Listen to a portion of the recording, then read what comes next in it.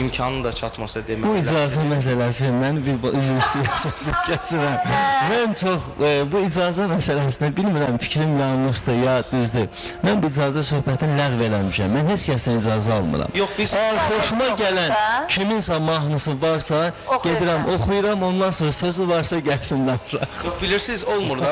Bəs məsələ odur. Çünki mən 2-3 adam mən Yaxşı, icazəsiz İki-üç kimin adam mən- mahnısını oxumusan və sənə zəng vurub deyib ki, niyə oxumusan baxın, mənim çox mahnımı? getmirəm qırağa. Bax, buradan salamlayıram Oqtay müəllimi, buradan salamlayıram Samirə xanımı, Samirə Yusuf qızını.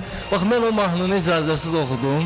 Yəni, düzdür, narahatçılıq bildirdilər, amma sonra elə yanaşma, elə söz dedim ki, onlar məni başa düşdülər ki, yəni, biz 13 il bundan qabaq bunu meyxana kimi oxumuşduq, Atəm sağ olsun, bunu mahnı formatına salıb Səidə xanımdan onu... Yeni nəfəs verdi, bəli. Ondan sonra başa düşdülər, elə bilirəm ki, ürəklərində də olsa dedilər ki, halal xoşunuz olsun, gedin oxuyun.